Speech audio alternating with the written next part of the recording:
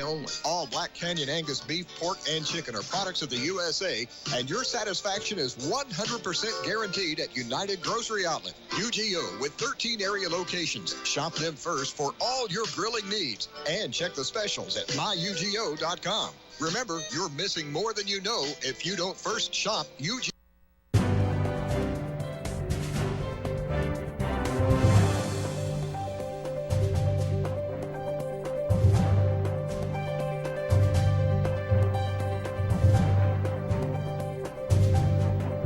Ready, we're going to get each candidate up here in groups.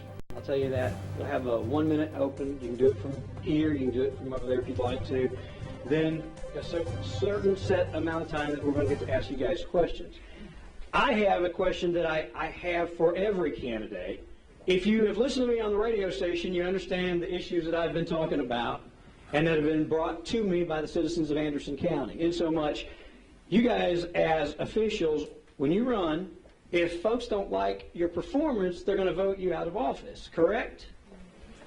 Okay, we have other officials, and I'm referring to our law director right now, that you guys, when you win this election, you'll be placed on a legal advisory board. And that legal advisory board oversees that position. Now, there have been a lot of, we'll call them mistakes or accidents or problems that have happened.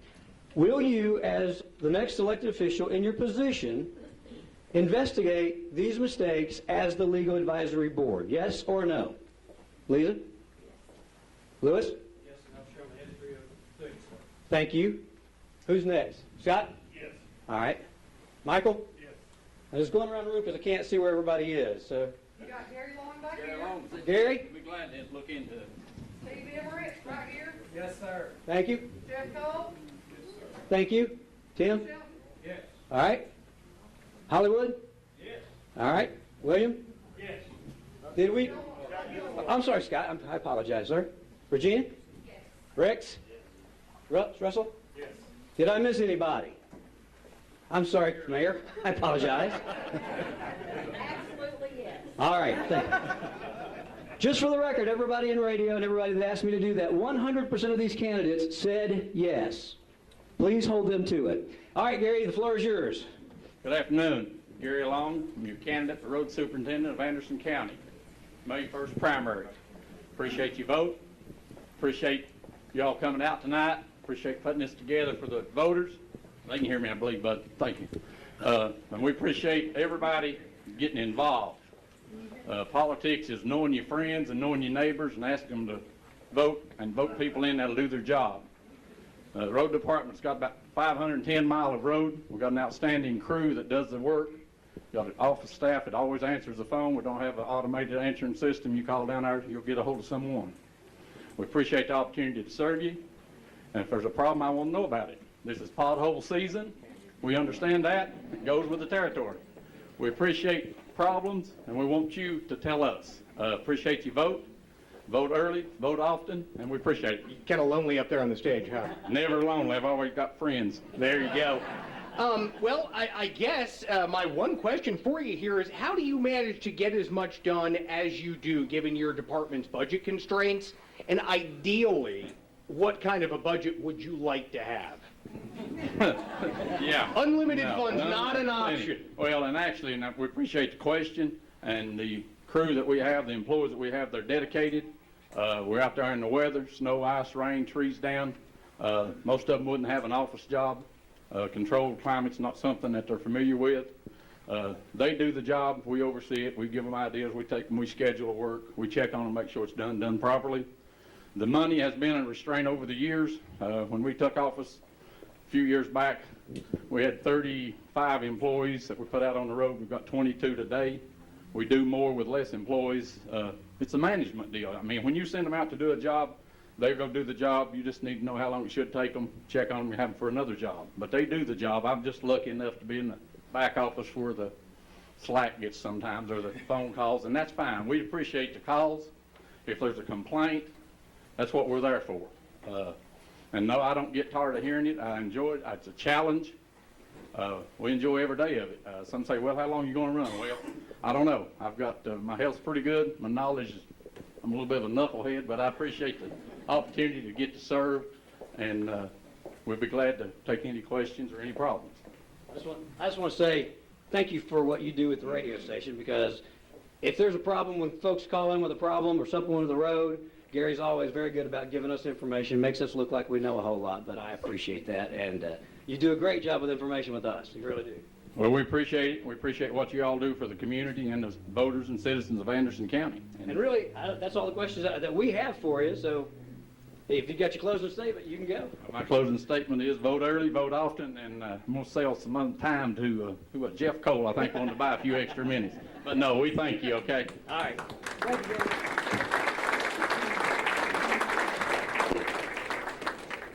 So our candidates for trustee, if you guys will come forward. Hello, I'm Scott Burton, and I'm running for Anderson County Trustee. I'd like to talk to you a little bit about my family and my work experience. This year, my wife Tracy and I will be married 24 years in June. We have 3 great kids. Alex and Lauren and Sarah are all 3 in the Anderson County school system. I was born and raised in Anderson County, graduated from Clinton High School in 1984. Sounds like a long time ago. And after I graduated and went to the University of Tennessee, I majored in management, and I graduated in 1989. My work history includes the last 16 years. I've been a district sales manager in the pharmaceutical industry for the last 16 years, managed 10 to 12 people throughout that time, and also currently I'm the mayor of Clinton also.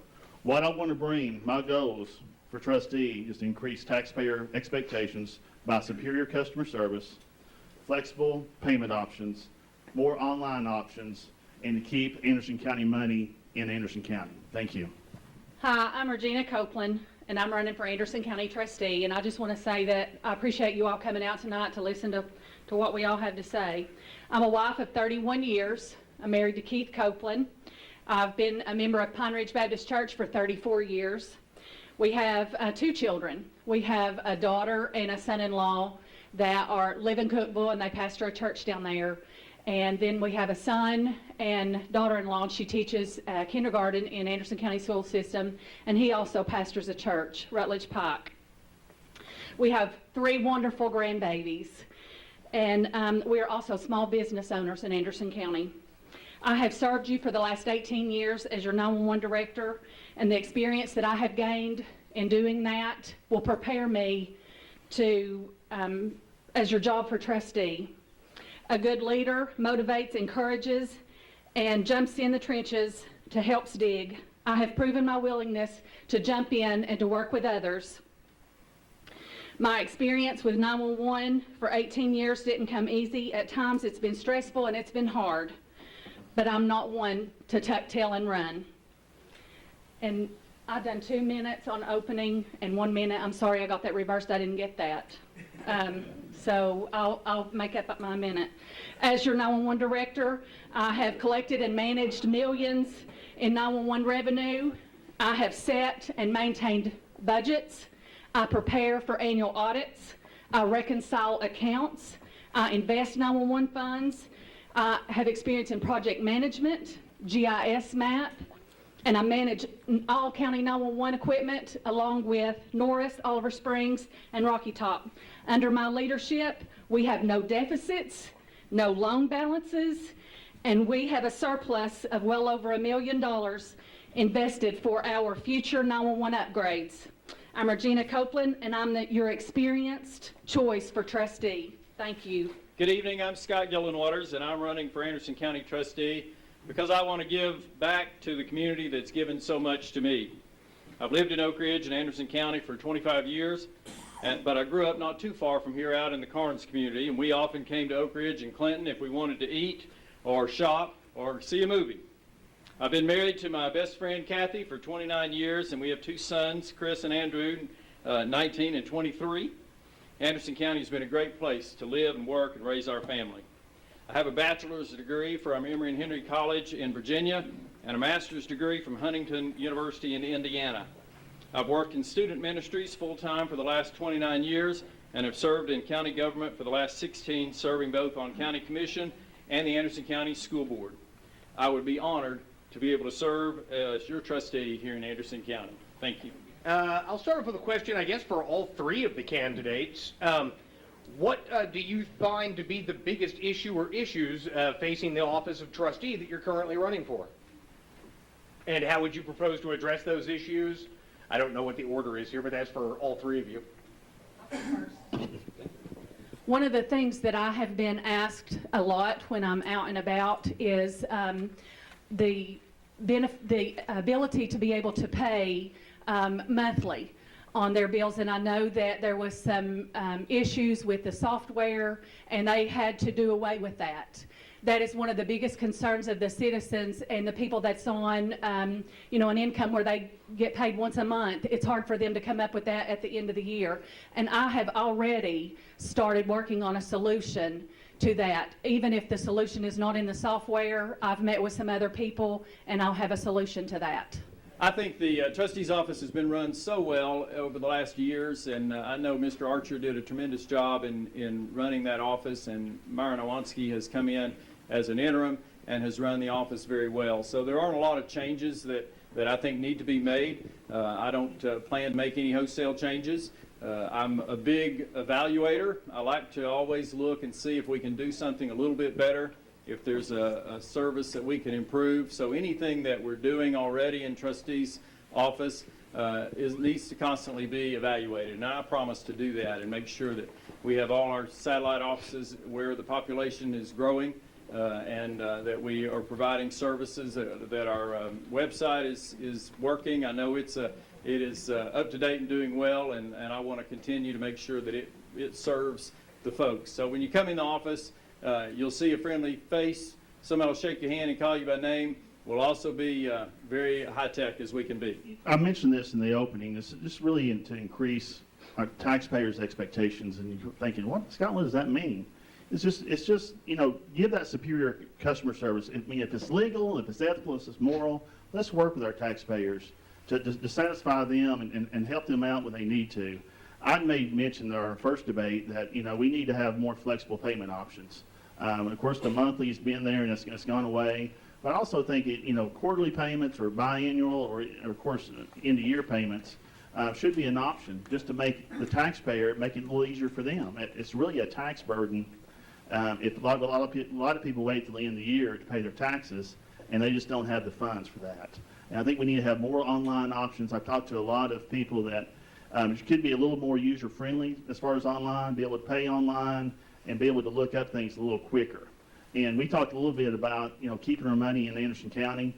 We've kind of gone away from that over 4 or 5 years ago, and now it's back, and I want to make sure that the money is collected stays in Anderson County. How do you balance that? Because when you invest that money, you're looking to get the best return for us. If you invest it out of town and you make more money, then we have more money in our fund balance.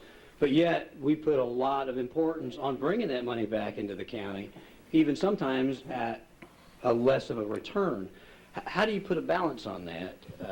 Well, I would imagine, we've all looked at mortgages and car loans and usually every time I've done that, and even at the city level when we borrowed money, we bid it out. And there's never been a time where someone locally didn't match what was out there out of state. So I don't have any concern that we can't get just as good of a price locally than we would outside. Do you other two agree with that?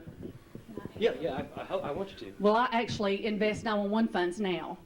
And I believe that it should be, if there's any way possible that we can bring it back to the county, it should be. But my thinking on what return, you may find a percentage or a 0.5% or something like that somewhere else at an outside bank. But we have to remember that these banks are also paying tax dollars. They're also investing in our community. They're also giving back. At every event that I've been in this whole year I've been campaigning, our local banks are giving back to our community. So to me, your money is getting a better bang for its buck because it's staying here. Now, I realize that if it's 1% or 2%, something crazy, but like Scott said, most of the time it's matched, at a local level. I know we're already doing what we can to invest in local banks. We've got some great banks here in Anderson County, and I know that The trustee's office is already doing that. You have to know, too, that the law dictates how the trustee can invest the money. That's not totally up to whoever the trustee is. You don't get to do whatever you want. An awful lot of that is dictated by state law, and there are limits as to where you can invest the money and how much you can invest in certain places. So you have to know that going in.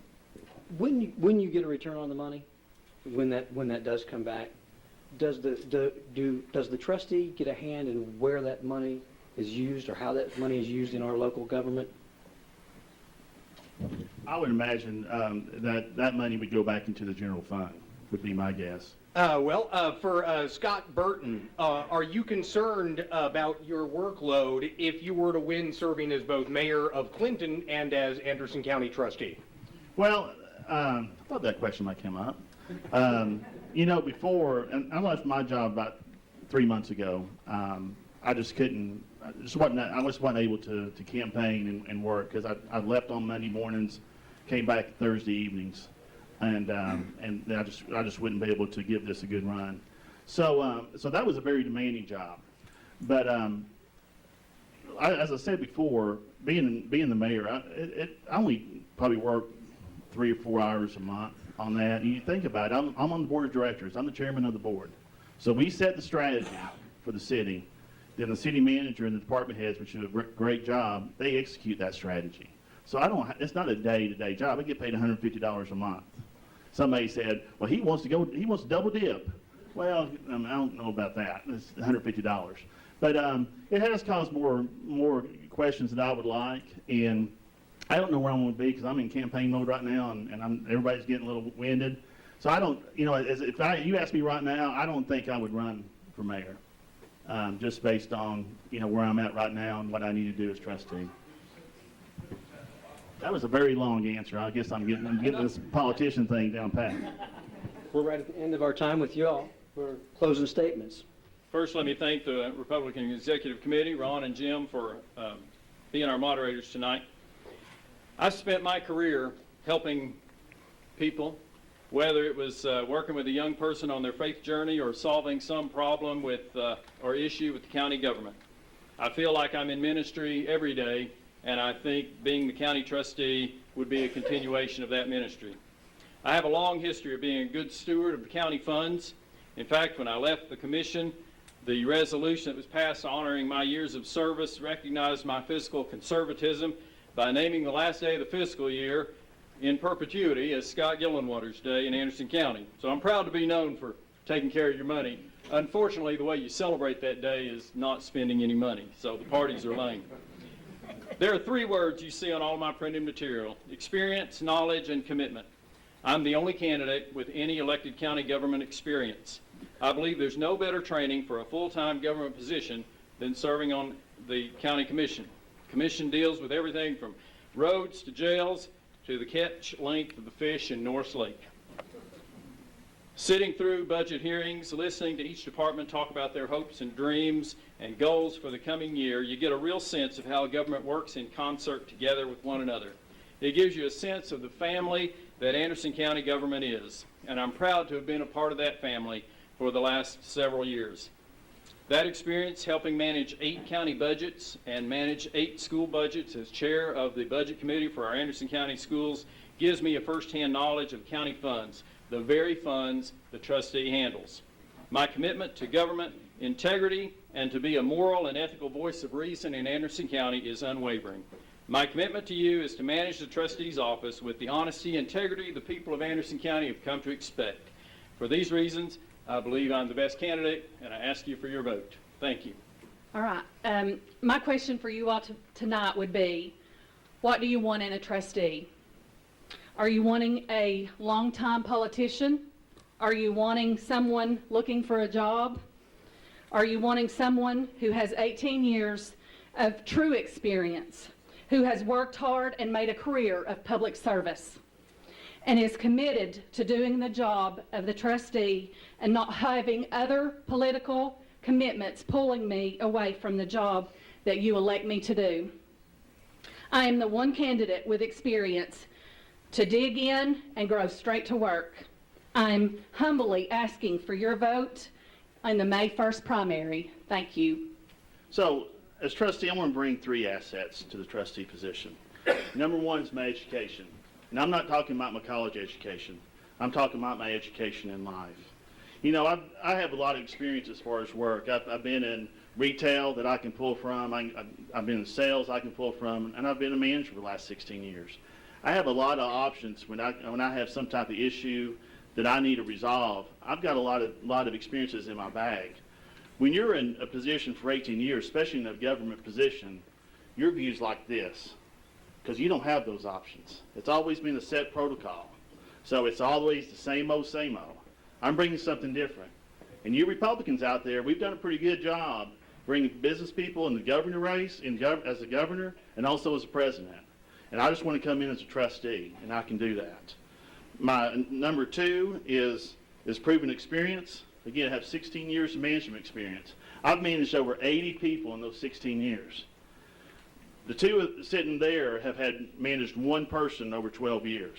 And management is critical in these positions, fellow guys. We know this from past lawsuits, present lawsuits, and what's going to happen in the future. So please don't underestimate the power of having that management experience with you in this job. Also, as the mayor of Clinton, I kind of consider that as a community service. But I'm really proud of the fact when I first came in 2010, we had a deficit of over $2 million in our fund balance. Today we have over $7 million, and we have a clear path being debt-free in 7.5 years. Now that just speaks to my conservative principles, but that's being in a government position, and that's getting the job done, and I've done that. I bring leadership as trustee, and will have a positive impact in the trustee office, but I want to have a positive impact also in the county. I'm asking for your vote to be your next trustee. If you have any more questions, please look at my website, scottburtonfortrustee.com. Thank you, and God bless.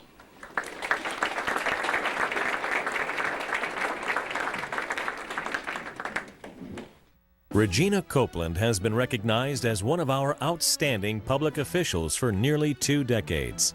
Regina manages our county's 911 services and implemented a $1.4 million upgrade and the installation of a Code Red emergency notification system. Responsible for more than $4 million in budget allocations, Regina Copeland is the one candidate with the experience to get the job done right. Elect Regina Copeland, Anderson County Trustee.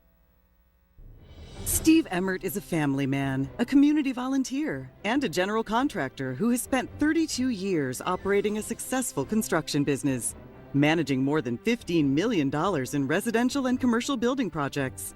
Steve knows the value of hard work and will bring accountability back to county government. Steve Emmert will put his business experience to work for all Anderson County taxpayers. On May 1st, vote for Steve Emmert for Anderson County Mayor. Honor, courage, and commitment. For Sheriff candidate Russell Barker, these values were instilled in him as a United States Marine. Over 17 years in law enforcement, Russell has climbed the ranks and appointed the director of the Anderson County Drug Task Force. He's the one candidate on the front lines of the opioid epidemic, while managing a county-wide agency and budget. Guided by his faith and family, he understands the importance of protecting the people of Anderson County. On May 1st, vote Russell Barker for sheriff in the Republican primary. Jeff Cole was born and raised in Anderson County. He has served his hometown for the past 15 years as its county clerk. Jeff was recognized in 2016 as Tennessee's County Clerk of the Year. From updating services on the internet to expanding office hours, Jeff Cole has made the county clerk's office better for all Anderson County families. On Tuesday, May 1st, let's keep Jeff Cole working hard for all of us in Anderson County. Tim Shelton's office is recognized as a standard of excellence among Tennessee Register of Deeds. Tim was named Tennessee County's Official of the Year in 2017. Tim's experience in the Register of Deeds office has enabled Anderson County residents to have one of the most updated and accessible offices in Tennessee. Tim knows the value families place on their land and their heritage. Tim has provided the help families need, from recording deeds to researching family histories. On May 1st, re-elect Tim Shelton, Register of Deeds. I'm Scott Burton, and I'm running for Anderson County Trustee. In business, I've managed dozens of employees. Like you, I focus on the bottom line. As a lifelong Republican, I'm fiscally conservative, and I've proven it as Clinton's mayor. We've cut the debt in half over the last 8 years. Now Clinton's on a path to be debt-free in less than 8 years. We deserve an experienced fiscal conservative in the trustee office. I'm Scott Burton, asking your vote in the Republican primary. We all want to live, work, and play in a safe and crime-free environment. We want to leave our homes without fear. I've dedicated the last 22 years of my life as a peace officer protecting life, property, and the citizens of Anderson County. As a husband, citizen, and peace officer, I am dedicated to the security of our communities, schools, and protecting our God-given rights as Americans. I'm Lewis Rodner, and I ask for your vote in the May 2018 Republican primary for Anderson County Sheriff. I'm Terry Frank. When I became mayor, I opened the door of the mayor's office to the people of Anderson County. I don't have political handlers. I believe in meeting with people one-on-one. I love getting things done for seniors, for children, for families in our faith community, for our veterans, and for the men and women who work hard every day. And yes, for animals too. I consider myself the people's mayor, your mayor, and I humbly ask for your vote in the May 1st Republican primary. All right, next, Anderson County Clerk, Lisa Airwood and Jeff Cole. If y'all want to come on up, we'll get your opening statements. Good evening. My name is Lisa Arrowwood, and I'm running for Anderson County Clerk. I'm a resident of Clinton and have been for the past 25 years. I'm a member of the Oak Ridge Rotary Club and the Oak Ridge and Anderson County Chambers of Commerce. I also belong to Second Baptist Church in Clinton, and I have one son, Chad, who's with me here tonight, and 3 grandkiddies. I'm a lifelong Republican. I've voted in every Republican election since I was 18 years old. I also support term limits. If I'm elected your clerk, I pledge to only serve 2 terms. I have over 25 years of business experience, 18 years as a small business owner.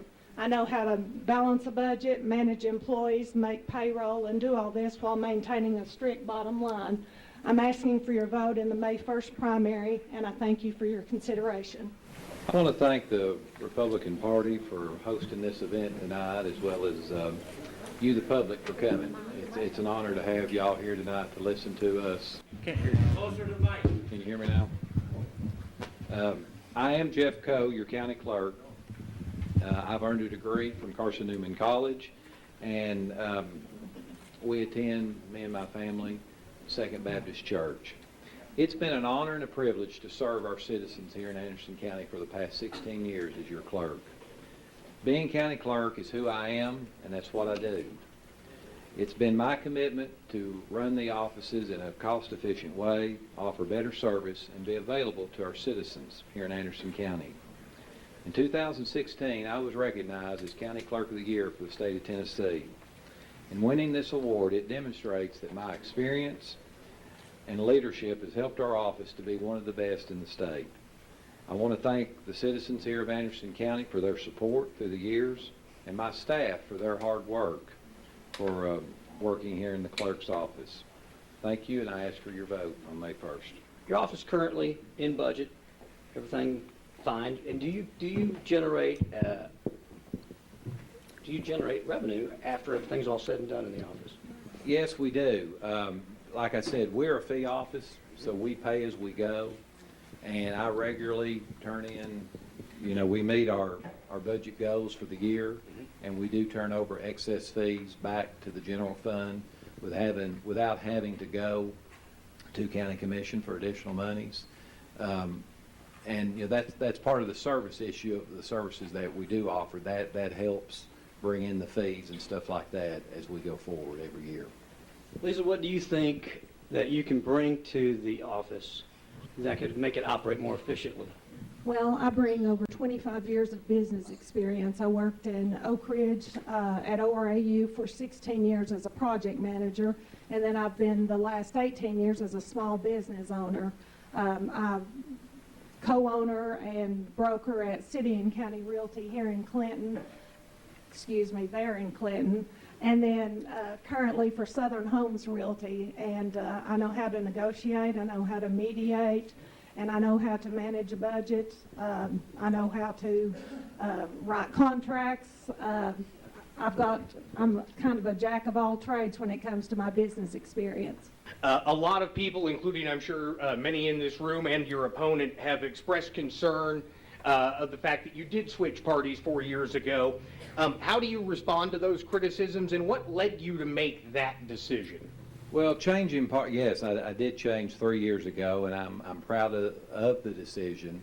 I went through all the channels through the Republican Party. I met with state leaders. The local party here was wonderful. They, accepted me. I've been accepted by 3 chairmen. I voted Republican ever since. I've given money to our local Republican candidates as well as state. And it was just the right decision. The Democrat Party had dramatically changed my values. I've always been pro-life. Pro-Second Amendment, pro-Israel is a very important issue to me because I've studied that issue a lot and what it says in God's Word. And it was just the right thing to do. And I would do it again. And like I said, the local party here has been wonderful. I took my oath, and I'm a Republican. Lisa, do you feel like that coming from a business background, getting into government, it seems like things move a whole lot slower and a whole lot different being in a government environment as opposed to when you're in a business environment. In a business environment, you decide to do it, put forth a plan, you go do it. Seems like in government things move slower, and that could be hard to adapt to. Have you thought about that? And if so, do you have any thoughts about adapting to that? I don't think I'd have any problems adapting to that. One thing that I've done in real estate is that each contract that you work on is different. Some of them move swiftly through the mortgage process, the contract negotiations, the whole 9 yards, and others creep along. It can take anywhere from 30 days to 6 months to a year to close a real estate transaction. So I believe that my background in that, as well as being a project manager in Oak Ridge, I have that background, and so that was with a government contractor. So I do have some experience working with government. And you both obviously are talented and know what you're doing, but I just want to ask you, why do you want it? Why do you still want to do it? And when he's finished, why do you want to do it, Jeff? Well, like I said, I've got 26 years of total experience working in the office, and public service has always been a goal of mine. And my brother and sisters here tonight, and they'll vouch for me. When I was younger, I used to take pictures of license plates when I was a kid. I don't know why, but I did. And I've been blessed to be able to be clerk, and it's helping the citizens.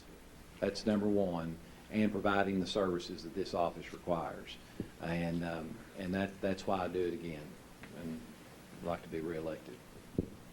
And why do you want it, Lisa? Well, I'd like to be elected just because I think I can give back. I've been in business for 18 years. The people here have been wonderful to me. They've supported me in every endeavor. I've been in retail and got great support there, and then also in my real estate career, and I just want to give something back. Okay. All right, guys, if you want to make your closing statements. Again, I want to thank y'all for coming out tonight. It really means a lot to us candidates. Oh, this microphone just don't work. But again, thank y'all for coming. It means a lot to the candidates. I know as we go door to door and stuff and have an opportunity to talk to our citizens, that's what we like. I think I've shown here tonight that I've just not marked off days on a calendar. I do have 16 years as your county clerk. My experience counts for the upgrades in the office and all the services that we're responsible for. And we've made these services customer friendly for our citizens. I've ran the office with conservative principles.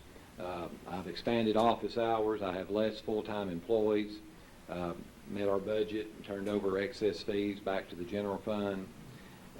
My leadership's been a positive force for our citizens. This office belongs to the taxpayers, and it's like I said, I've been blessed to have that opportunity to lead our citizens in an effective and cost-efficient way as well. Going forward, I pledge to continue to use my experience in education to find better ways to provide services and be accountable to our citizens, for they pay the bills. My leadership's steady, my vision is clear, and my message is simple. Experience counts, and experience is the difference. I humbly ask for your vote and support on May 1st. Early voting starts next Wednesday. Thank you, and Godspeed. In closing, let me just say what a privilege it's been to meet with and talk to many of you, as well as the other citizens of Anderson County. I've enjoyed the door-to-door campaigning much more than I thought I would, and hope to do lots more of it before May 1st. When I've been out campaigning door-to-door, I've listened to the people that I've talked with, and they come back with 3 things that they'd really like to see, and one is that they're looking for someone with more business experience instead of political experience. They're looking for improved customer service, and they're looking for a strong Republican who's been with the party for years. And so I would consider it an honor and a privilege to serve as your next Anderson County Clerk, and I ask for your vote on May the 1st. Thank you.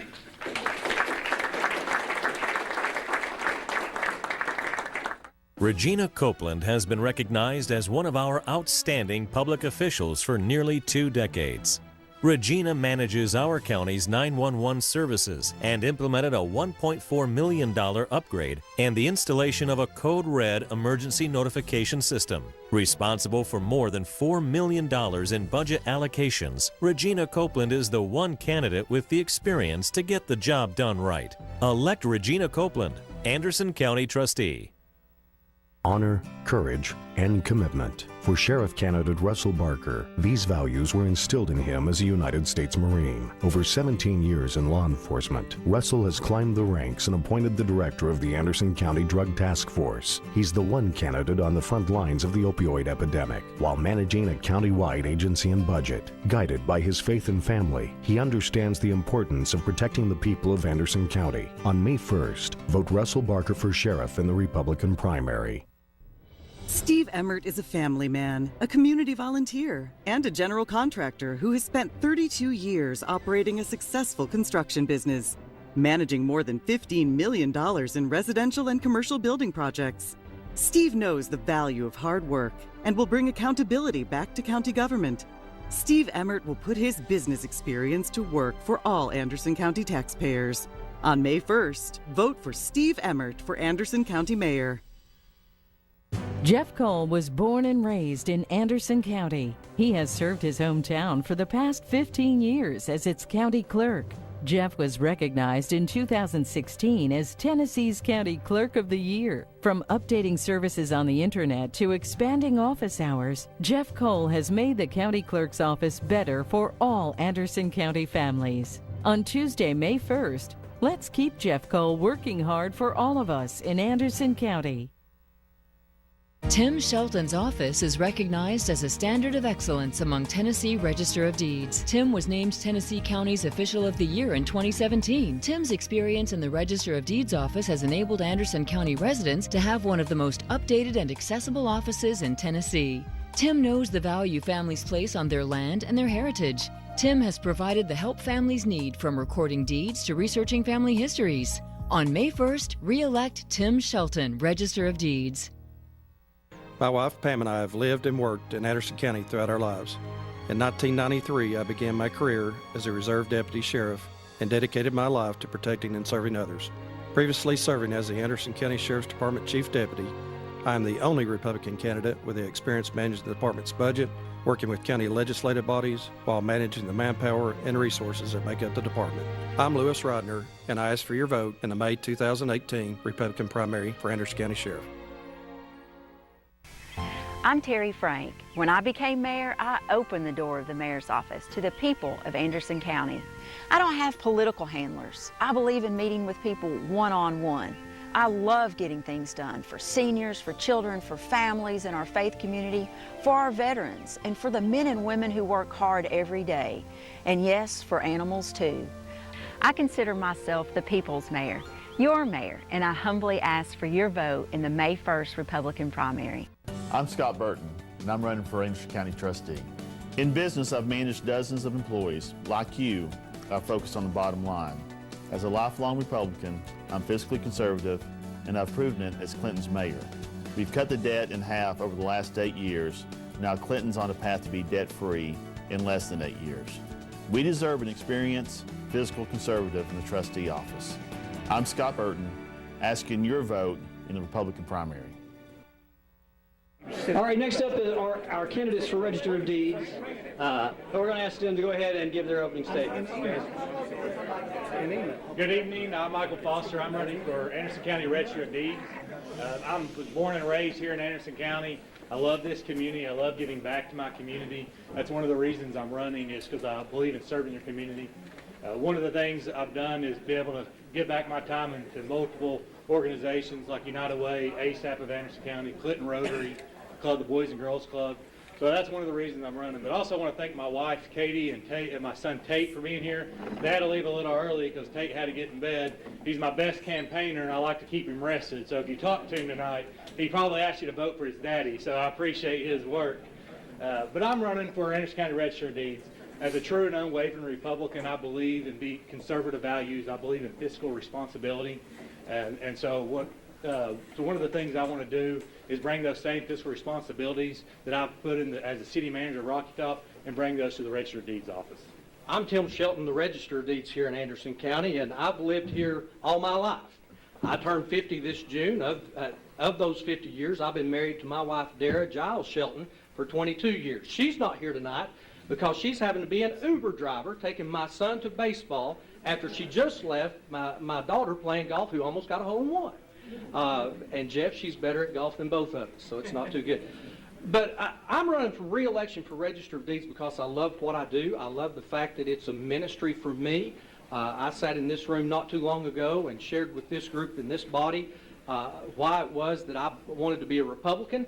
We had that conversation. I met with two different state directors at the time, met with our local director here, and as a result, became a bona fide Republican 3 years ago. Since that time, I have been committed to our party, supporting our candidates, doing work, and contributing to the cause. I'm Tim Shelton. I'm the Register of Deeds of Anderson County, and I'd ask for your vote. This is for both of you. How do you feel that the office you are running for or currently hold is perceived, and what do you find are the common misconceptions that you're having to clear up either in the office or on the campaign trail? One of the misconceptions about the Register of Deeds office is that there's this misconception about fees and about how our office is operated. Back in 2006, the state of Tennessee took a major portion of the fees out of the Register of Deeds office. We are currently one of more than 70 counties that do not meet fees as compared to budgets, and that sounds very troubling to folks. But the reality is this. The state of Tennessee has set up the Register of Deeds office to be funded through the county budget system. We are accountable for every penny that comes in. We receive over $1.5 million every year, most of which goes to the state of Tennessee. You would consider my office an unfunded mandate in most places, but nonetheless, we provide great service. We have great employees who do great things, and currently we have over $80,000 sitting in a designated account as a surplus for computer use and those sorts of things. So our office is well managed, and certainly I'm thankful that we have a great staff that makes it work. As he brings up the misconceptions of the fees, I think a lot of people don't realize that it is a fee-based office. And just doing some research on the office, and over the last 6 years, if you just look at the audits, that office has operated in an $86,000 deficit compared to the fees they collect.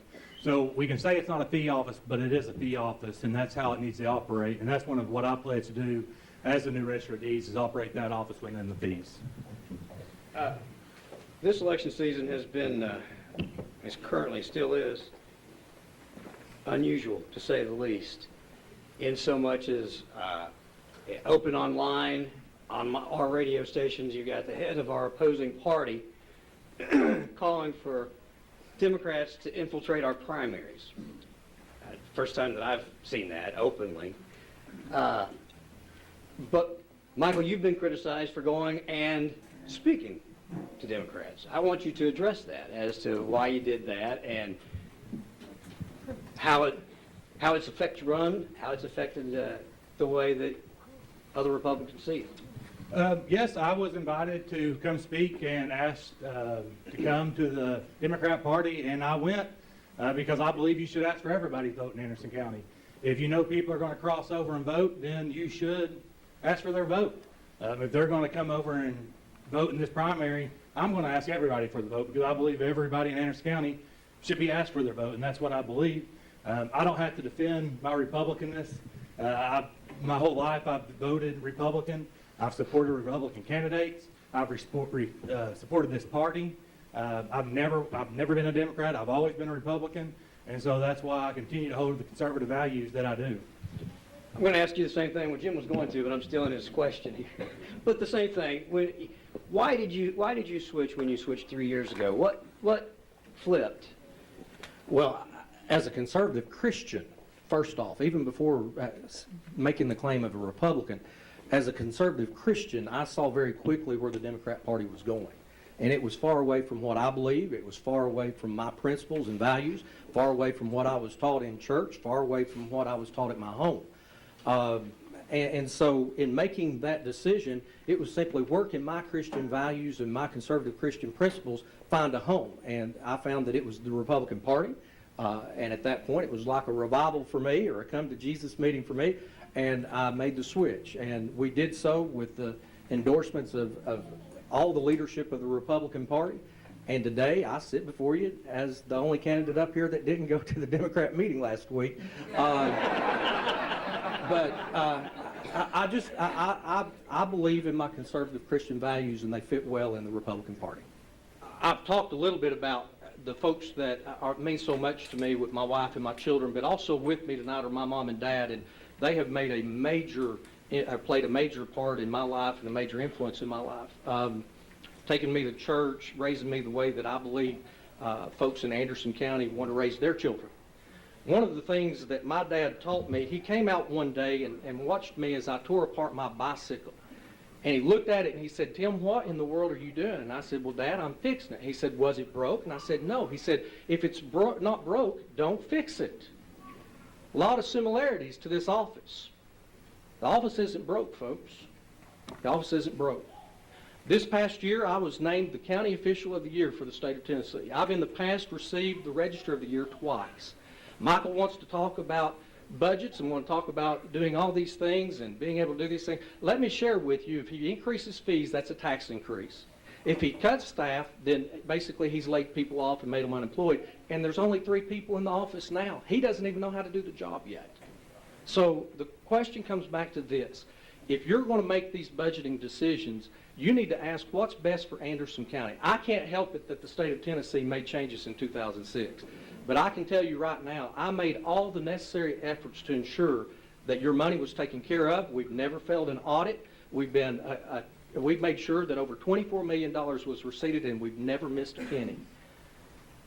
Michael Foster is not more qualified to audit my office than the 24 people that come from the state of Tennessee every year and audit it from the comptroller's office. And every time they leave saying, "Tim, this is one of the best offices we have in the state." I'm Tim Shelton. I'm your Register of Deeds. I'm asking you to vote for me. Re-elect me, your Register. First, I would like to thank the Republican Party for putting on this event. Great turnout. I want to thank the people for being here, for taking time to listen to us.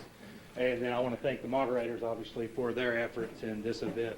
I'm Michael Foster. I am running for the Register of Deeds office. I do believe in conservative values. As a lifelong Republican, I believe in those values.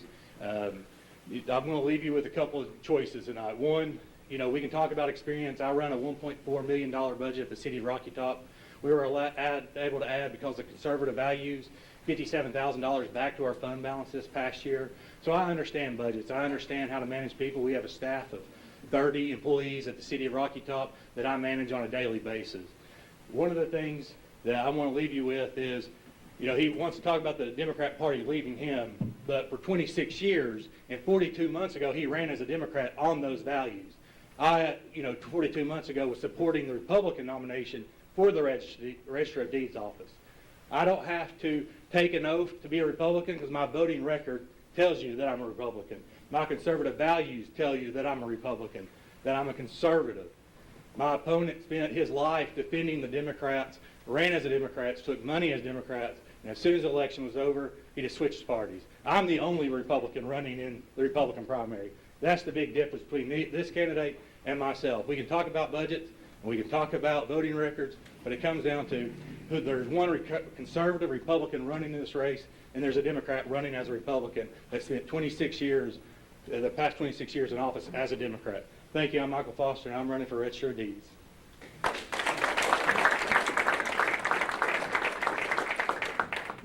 Tim Shelton's office is recognized as a standard of excellence among Tennessee Register of Deeds. Tim was named Tennessee County's Official of the Year in 2017. Tim's experience in the Register of Deeds office has enabled Anderson County residents to have one of the most updated and accessible offices in Tennessee. Tim knows the value families place on their land and their heritage. Tim has provided the help families need, from recording deeds to researching family histories.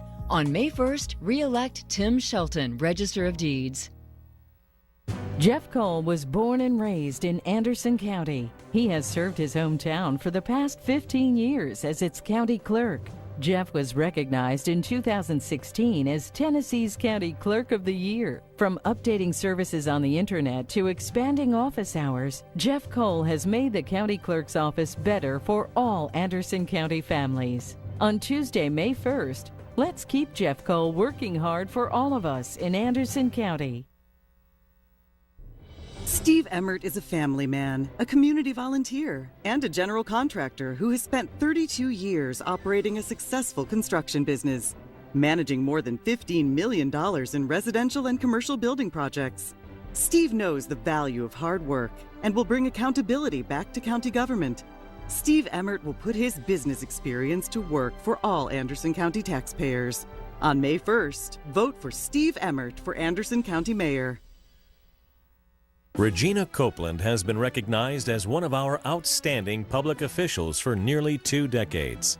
Regina manages our county's 911 services and implemented a $1.4 million upgrade and the installation of a Code Red emergency notification system. Responsible for more than $4 million in budget allocations, Regina Copeland is the one candidate with the experience to get the job done right. Elect Regina Copeland, Anderson County Trustee. Honor, courage, and commitment. For Sheriff candidate Russell Barker, these values were instilled in him as a United States Marine. Over 17 years in law enforcement, Russell has climbed the ranks and appointed the director of the Anderson County Drug Task Force. He's the one candidate on the front lines of the opioid epidemic, while managing a county-wide agency and budget. Guided by his faith and family, he understands the importance of protecting the people of Anderson County. On May 1st, vote Russell Barker for sheriff in the Republican primary. I'm Scott Burton, and I'm running for Anderson County Trustee. In business, I've managed dozens of employees. Like you, I focus on the bottom line. As a lifelong Republican, I'm fiscally conservative, and I've proven it as Clinton's mayor. We've cut the debt in half over the last 8 years. Now Clinton's on a path to be debt-free in less than 8 years. We deserve an experienced, fiscal conservative in the trustee office. I'm Scott Burton, asking your vote in the Republican primary. We all want to live, work, and play in a safe and crime-free environment. We want to leave our homes without fear. I've dedicated the last 22 years of my life as a peace officer protecting life, property, and the citizens of Anderson County. As a husband, citizen, and peace officer, I am dedicated to the security of our communities, schools, and protecting our God-given rights as Americans. I'm Lewis Rodner, and I ask for your vote in the May 2018 Republican primary for Anderson County Sheriff. I'm Terry Frank. When I became mayor, I opened the door of the mayor's office to the people of Anderson County. I don't have political handlers. I believe in meeting with people one-on-one. I love getting things done for seniors, for children, for families in our faith community, for our veterans, and for the men and women who work hard every day. And yes, for animals too. I consider myself the people's mayor, your mayor, and I humbly ask for your vote in the May 1st Republican primary. All right, next is Circuit Court Clerk William Jones and Rex Lynch. If you guys want to come up here, we'll get you ready for your open statements. Good evening. I'm William Jones. I am the Circuit Court Clerk here in Anderson County. I would like to take just a moment to thank the Anderson County Republican Party for hosting this event and Ron Meredith for moderating. I would also like to thank my wife and my best friend, Amy Jones. She has stood by me through thick and thin. We have been each other's best friend for years. For me, the circuit court clerk is not just a job title. They can't hear you back here. For me, circuit court clerk is not just a job title. I do the work. If it goes through the circuit court clerk's office, General Sessions Division 1 or 2, or juvenile court, it comes through my office. It is a great responsibility and an office of trust. Thank you. Good evening. I'm Rex Lynch. I am the candidate for the circuit court clerk. First, I want to introduce my family. My wife, Jamie's here. My mom, Nam. My youngest son, Clint, and his wife, Ashley. I appreciate them being here. You know, for the last 2.5 years, I've been an officer at the Anderson County Sheriff's Office. I observed the clerk's office with a very hostile work environment, high turnover rate, and a need for increased professional operations. The clerk's office can be improved by creating special probable cause clerks to issue warrants on a 24/7 basis for our law enforcement. We need a community service program which will provide an alternative to the payment of court costs for our indigent folks in our county. Our current clerk is allowed a legal service on the Anderson County Grand Jury by placing a resident on the Blount County on our grand jury. We need a clerk who has open communication with all judges and a sincere interest in the court activities. When elected, I promise the clerk's office will be professional, cooperative, compassionate, grateful for the employees and for the citizens working within the circuit court clerk's office. Thank you. All right, guys. This is going to be fun. I'm telling you. Both of you guys have past issues that present, or current issues that present somewhat of a stumbling block or an impediment. Rex, I'll start with you. With stuff that happened before, how do you see that dealing with your employees, if you get elected, and dealing with the office and the public trust, how are you going to go about being able to reestablish that in the office as an elected official? Well, Ron, I'll admit I made a mistake. I resigned, and I left a job that I truly loved. I had to go home, and I had to ask my wife for forgiveness, my family, my church family, my friends, and it was a hard time. I asked people to look at the 12 years of service that I had as county mayor. I'm very successful. I had the support of the community, and I've got the experience. I mean, I had over 120 employees that I supervised on a daily basis. Never had any issues with personnel problems. Handle it professionally, put professional department heads in place, and that's the way I'll handle the circuit court clerk's office if I'm elected. William, I mean, everybody in this room understands what's going on, accusations that have been made. Moving forward, if you are reelected, the allegations have to have a bearing on the people that are still in the office, whether or not true. How do you move through that if reelected and have a good working environment, earning the trust? The current staff in the office, I believe, is very comfortable around me. They are very comfortable working with me. We do not have a hostile work environment. We've got a good staff, good friendly staff, which I put in place. That kind of answer your question, or to? Well, that's your answer. That's your answer. I take it on face value. How did that happen that we seated somebody from Maryville onto the grand jury? How did that happen, William? Well, when we do the jury, when they come in for the jury, we call out the names. I then ask if there are any convicted felons in the room, okay, or residents of other counties. This is given at least 5 times. So this gentleman had 5 opportunities to come up and see me. If you're a resident of another county or a convicted felon, come to the front and see me. He never came to the front, Ron. How do we, and I'll ask you this and I'll ask Rex the same question, how can we prevent that from happening in the future if somebody don't come forward? How can we prevent that? He moved in the middle of jury service is what my understanding was. Rex, how would you prevent something like that from happening in the future? I think it's having professional staff, it's having communications. I think it's having communications with your jury members weekly, whenever they show up. That's something you continually, you update your the juror members, ask them. I just think it's communications.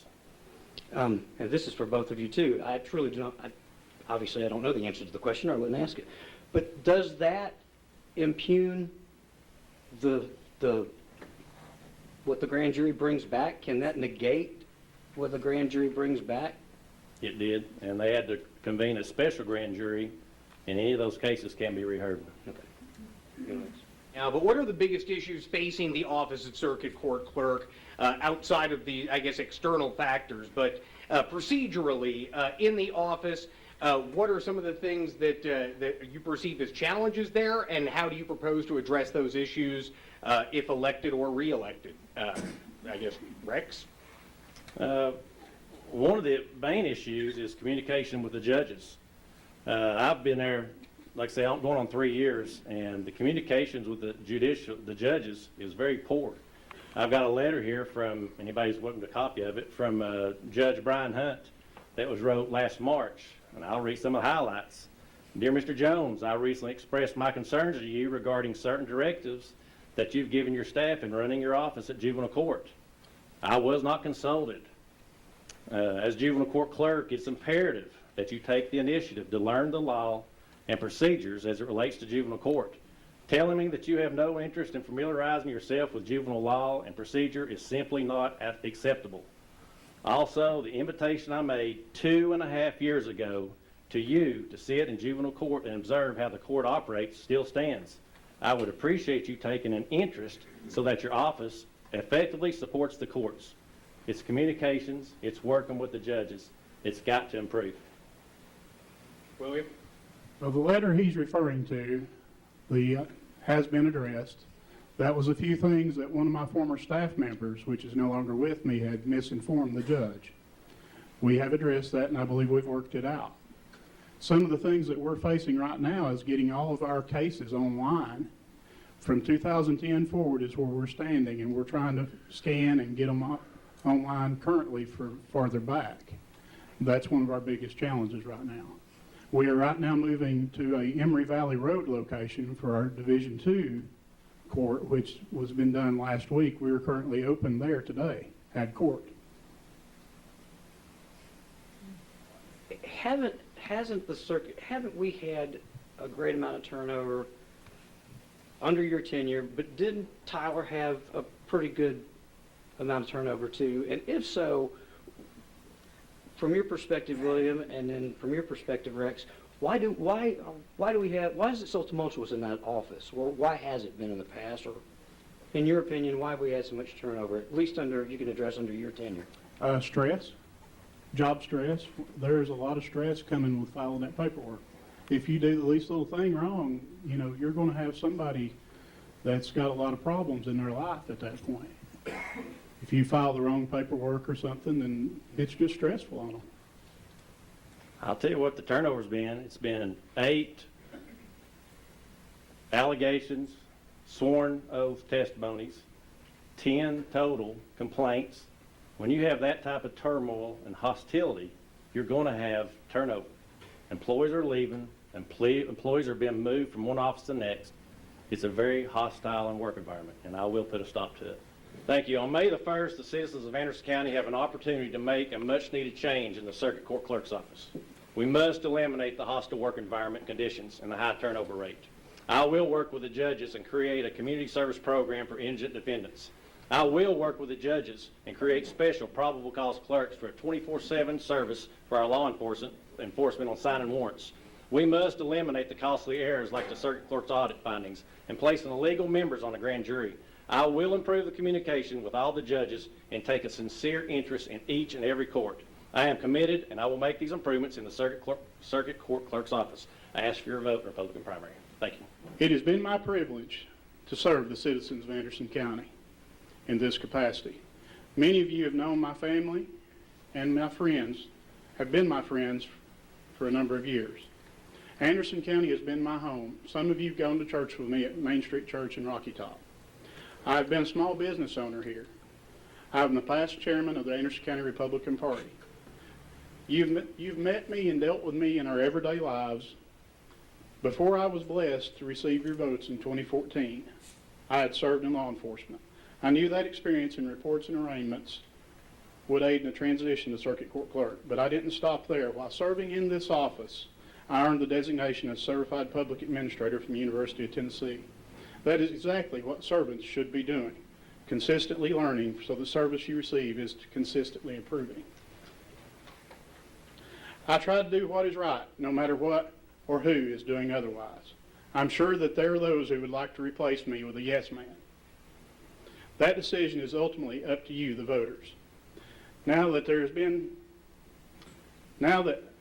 they have become desperate people will do anything. National politics has shown the way. False accusations have become the trend. In times like those, I look to the scriptures. Matthew 5:11. Blessed are those men shall revile you and persecute you and say all manner of evil against you. As we continue through this election season, I want to continue to serve you with integrity. I cherish your prayers for myself and my family. I humbly ask for your support and vote May 1st.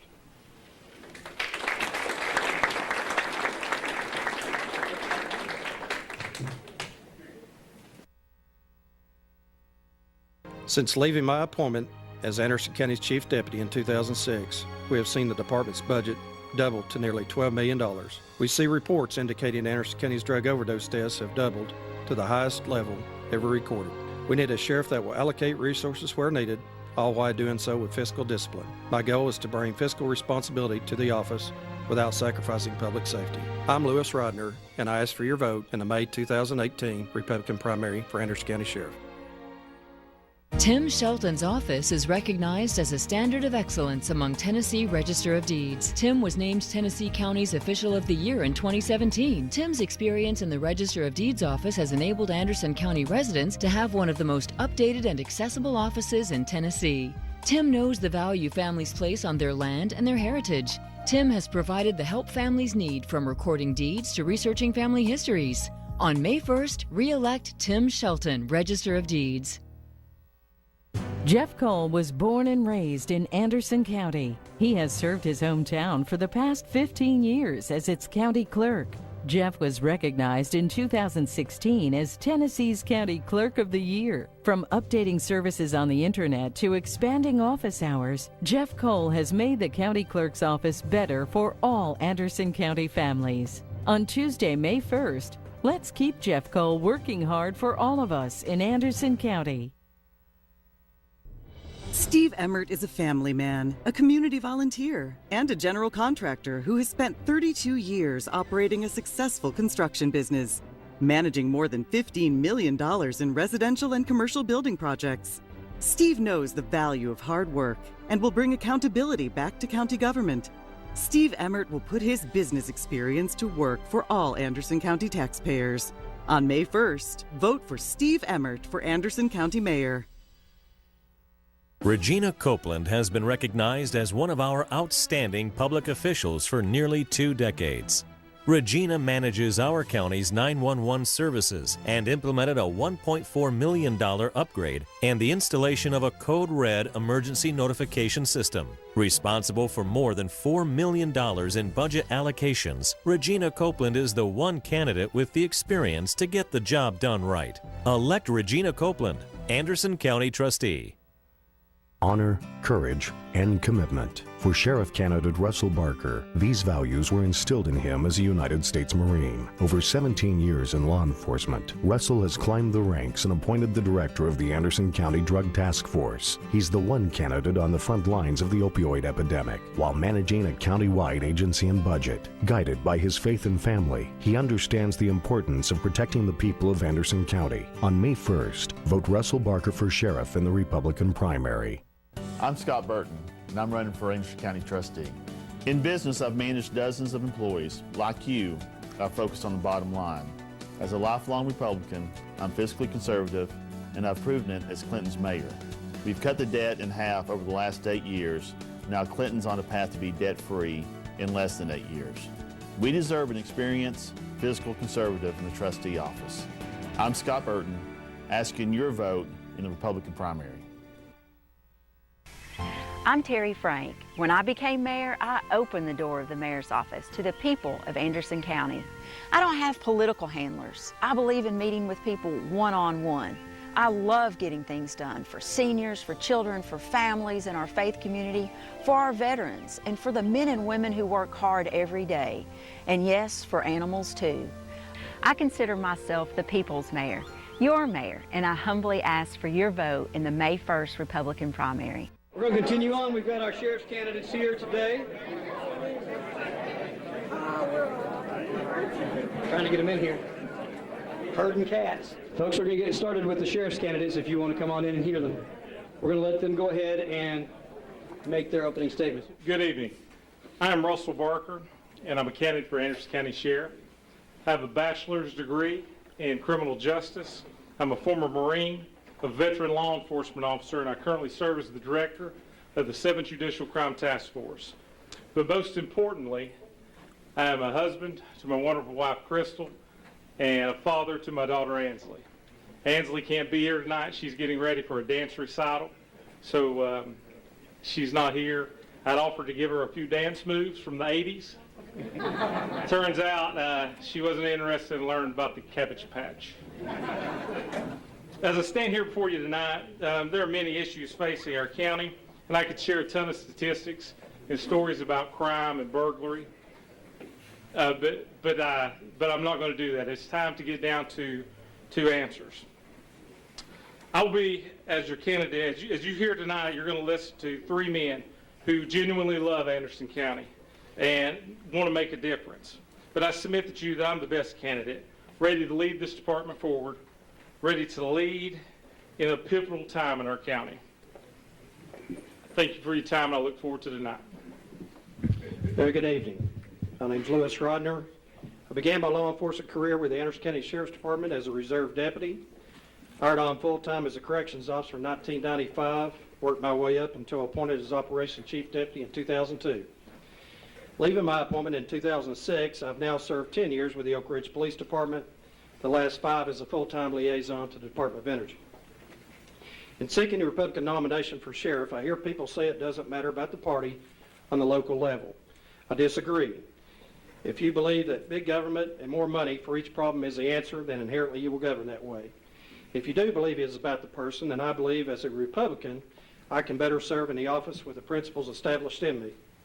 Most importantly in my consideration in running for sheriff, since leaving my appointment in 2006, I've seen the Sheriff's Department budget double to what is now the largest general fund budget in the county at $12 million. I hope tonight I can address any concerns or questions you may have. I look forward to answering them. Thank you. My name is Mark Whaley. Most people just know me as Hollywood. I've had that nickname since I was in high school, and it has just stuck. And it could have been worse, because I've heard some bad nicknames. So Hollywood probably isn't too bad. But I've been a police officer in Anderson County, law enforcement in the Anderson County community for over 33 years, almost 34 now. All but 2 years, which I spent at Clinton Police Department, have been with the Anderson County Sheriff's Office. And I've spent that time out in the communities, working with the communities, working with the people in the communities, working in the schools, working with children. I taught DARE for going on, I guess, over 23 years, going in these schools, working with these children. And going and working with our seniors, checking our older people, working with our younger people. But it's the people in the communities that I've been serving all these years, and I want to continue to serve as your sheriff. Thank you. Guys, Jim's done most of the heavy lifting on the questions for you tonight. I've got one that I am concerned about that I want to know. I don't know how much you'll know about it or how you'll be able to answer it. We'll see. Those are always fun ones, aren't they? Yeah. About a year and a half ago, the sky was falling. We had this terrible breach at the Anderson County Courthouse. You guys familiar with what I'm talking about? How long does it take to do an investigation on something like that? Because the DA evidently finished his investigation. We've had a number of agencies in here. And in the Sheriff's Department right now, there's an investigation that we can't get. If any of you are elected, can you guys release that? Or can you give me an idea of how long something like that takes? Because I feel like we've spent $100,000 or better. We're going to get some of that back with insurance, but we spent a whole lot of money to do an investigation, and I'm sure there's been money allocated in the sheriff's department, but we, the citizens of Anderson County, don't have anything, nothing, except reports in the sheriff's department that not being released. So as our next sheriff, can we get those results, please? I want to go ahead and answer this. Having served as chief deputy and been in the position to do internal affairs investigations for sensitive information, I have also been tasked to investigate government-related wrongdoing. In doing so, it causes some difficulty in your position, particularly if it's someone within your own party. But I have shown a willingness to do the right thing. I think in these type of circumstances, a proper venue would be for the Attorney General, who is the only person that could call in the Tennessee Bureau of Investigation, to do so immediately. This would have been wrapped up a long time ago. The Sheriff's Department should have done an initial investigation. Once they determined that there was any probable cause that a crime had been committed, they should have referred that to the DA. He should have taken the proper steps. Those files would not have been opened from the TBI, but we could have been assured that they were handled in a proper manner, and the public would be better suited in believing the final outcome rather than it drag on and on and on. And I agree as well. The public needs to stay informed. I haven't heard about anything from it myself, and I work there. So I don't know what the status of it is. But the public needs to be informed. They need to know what's going on with the things that has affected them, their families, and the people of the community that work at the courthouse. Yeah, there's really not much to add to that, other than anytime you tackle an investigation, it's imperative that you leave no stone unturned. And particularly in one of this magnitude, it definitely would require probably an outside agency such as the TBI to ensure that it is investigated properly and make sure that there's no show of favoritism. Thank you, guys. Jim's got some questions. One thing that we've known for a really long time, and I know that and sometimes in your official capacities, we've had conversations about this. It's long been known that property crimes in Anderson County and its municipalities, as well as, I mean, really the nation over, are largely driven by culprits needing money for drugs. I know that we've got a lot of proactive things going on in the county to fight that problem, both property crimes and the drugs that fuel them. How will you continue that fight in Anderson County? And we'll start with, I guess, Russell, since he's looking at me. As far as property crimes go, they're definitely driven by narcotics use and abuse. And I think that what we want to do is use the task force model, not just to combat that, but to combat a lot of crimes. The Crime Task Force is a multi-jurisdictional task force. It allows us to have a bunch of things that are different. As far as like with narcotics, you want to make sure that you have all of your narcotics agents under the same roof. It eliminates competition between agencies. It creates an information sharing type environment where no one has to worry about who is getting the big bus. And more specifically, if we have a nexus to Anderson County, it gives us statewide jurisdiction, which is absolutely huge. That will bleed off into your property crimes, plus the Crime Task Force also has a crime scene side with a truck that has the cutting edge technology as far as processing crime scenes. Right here is a 100-page report from Knoxville Regional Forensic Center, 100 pages that details a 7-year report on the drug problems in Anderson County. Underneath this task force model that keeps being praised successful, by any objective measurement, it has not worked. Our overdose deaths have doubled in the last 5 years to the highest ever recorded in Anderson County, above both state and national averages. We have an upward trend in every illicit drug category. The task force has allocated a certain amount of money. Their expenditures are greater than that, so they have to get seizures to operate on. I call that policing for profit. As a sheriff, if a citizen calls in a complaint, they expect the sheriff as an elected official to address that complaint, not be farmed off to the 7th Judicial Task Force. I'm not saying we can't work in conjunction with them, but I will take the lead and better allocate the Sheriff's Department resources to investigate those things that are, because there is a nexus between crimes against persons and property. You can't have one without the other. Thank you. Yeah, the drug issues in our communities are great, and matter of fact, I doubt there's probably anybody in here that personally, somebody in their family hasn't had an issue with opiates or some type of drug problem. So it's a multi-tiered approach that needs to be taken, and we're arresting the same people over and over and over again for the same thing. We'll arrest them, they'll do the paperwork, they get out, and they're back to doing business again. So we've got to look at the different avenues. Are there grants available to help us work these drug cases? Drug cases take a long time to work, but we need a different look and look and see what we need to do that can be different to help our communities. You were citing that 7-year study, and Russell's on the, runs the task force. How can we fix anything if we don't know why it's happening?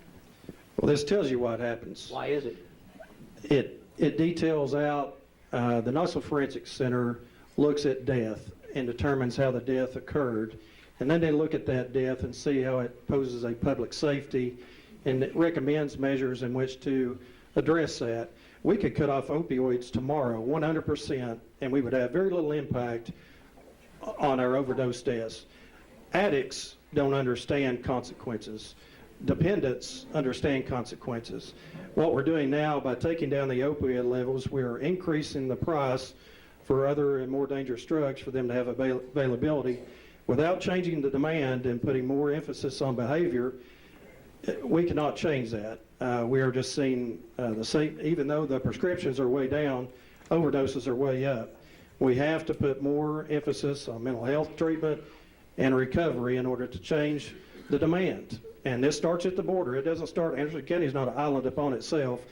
It's state, federal, as a conjunction to address this problem.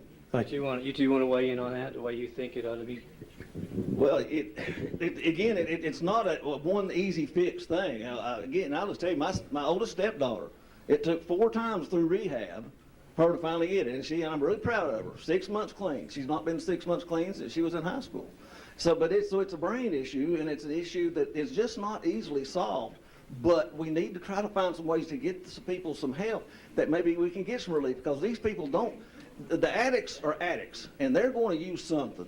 And if we can make it harder for them to get these things, and also maybe give them some help to change the way they're thinking, we can help start solving some problems with this. Yeah, we're going to have to address mental health issues and make partnerships with the faith community, with mental health, with medical care, and various other groups to address these issues. But that doesn't mean that the task force model doesn't work, because it simply does, in my opinion. This is where you'll see the greatest degree of separation between Lewis and I.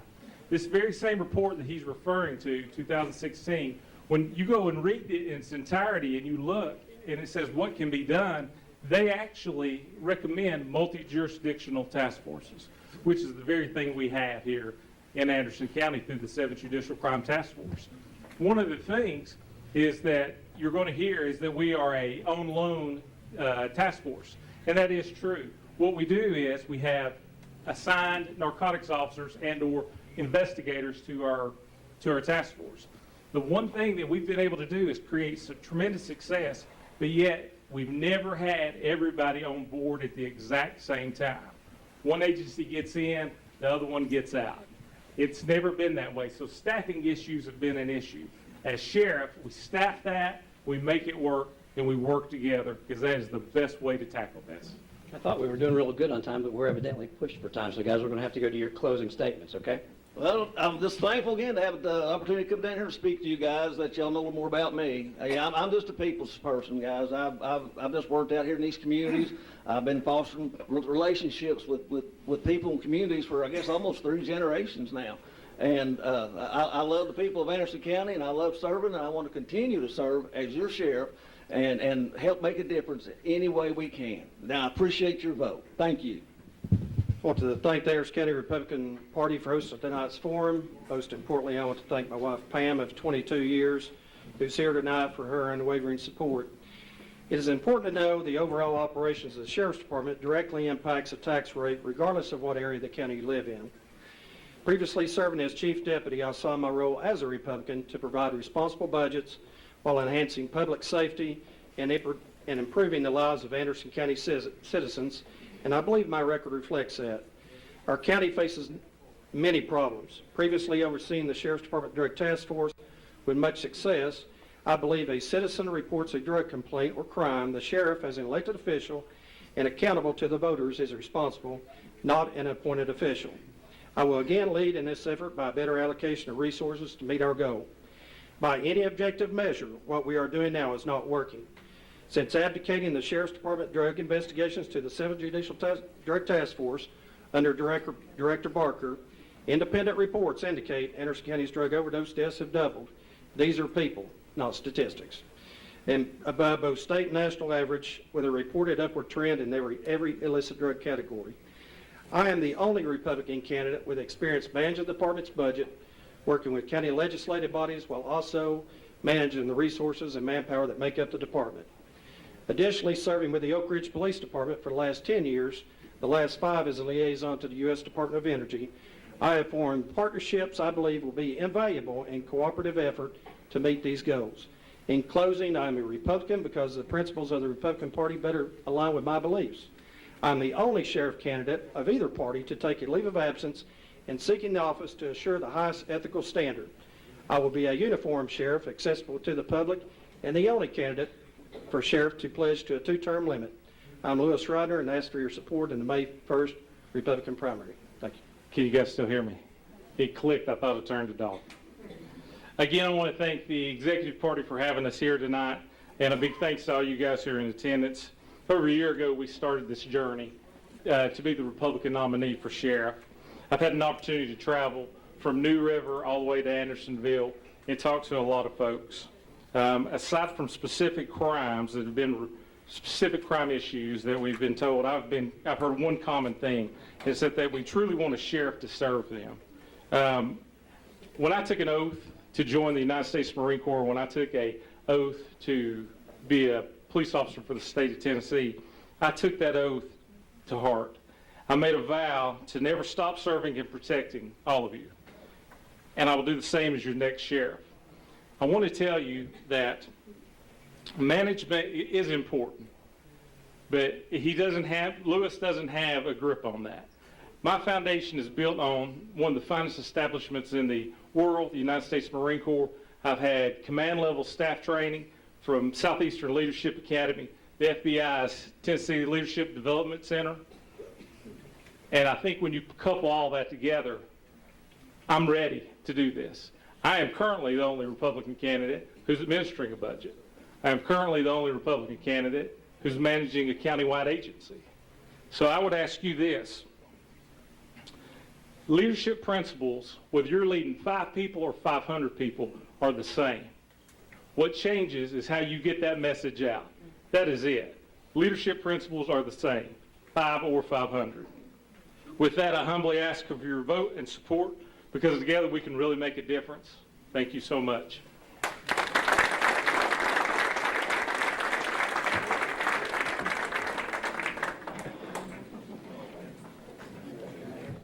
Honor, courage, and commitment. For Sheriff candidate Russell Barker, these values were instilled in him as a United States Marine. Over 17 years in law enforcement, Russell has climbed the ranks and appointed the director of the Anderson County Drug Task Force. He's the one candidate on the front lines of the opioid epidemic, while managing a county-wide agency and budget. Guided by his faith and family, he understands the importance of protecting the people of Anderson County. On May 1st, vote Russell Barker for sheriff in the Republican primary.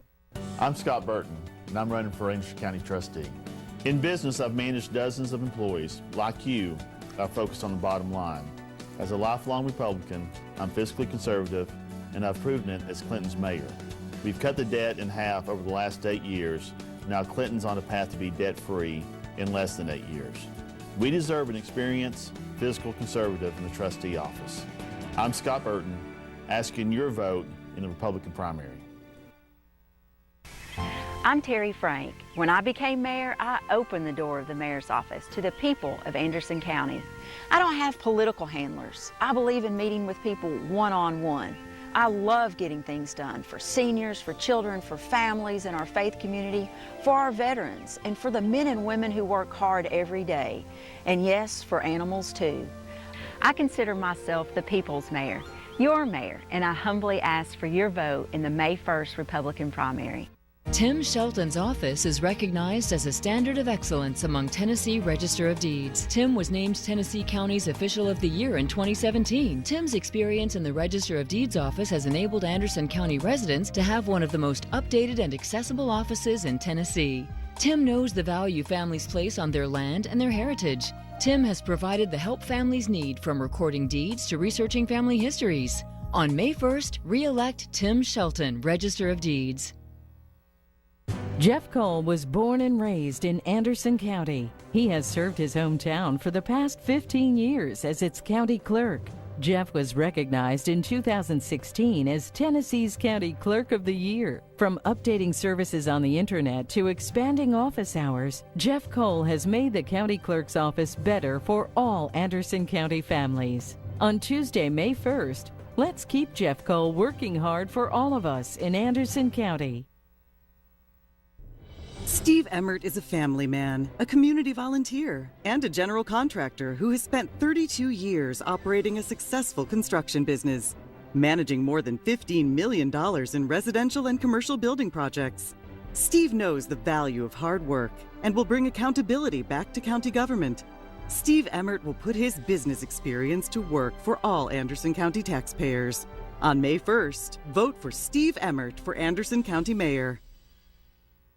Regina Copeland has been recognized as one of our outstanding public officials for nearly 2 decades. Regina manages our county's 911 services and implemented a $1.4 million upgrade and the installation of a Code Red emergency notification system. Responsible for more than $4 million in budget allocations, Regina Copeland is the one candidate with the experience to get the job done right. Elect Regina Copeland, Anderson County Trustee. My wife Pam and I have lived and worked in Anderson County throughout our lives. In 1993, I began my career as a reserve deputy sheriff and dedicated my life to protecting and serving others. Previously serving as the Anderson County Sheriff's Department Chief Deputy, I am the only Republican candidate with the experience managing the department's budget, working with county legislative bodies, while managing the manpower and resources that make up the department. I'm Lewis Rodner, and I ask for your vote in the May 2018 Republican primary for Anderson County Sheriff.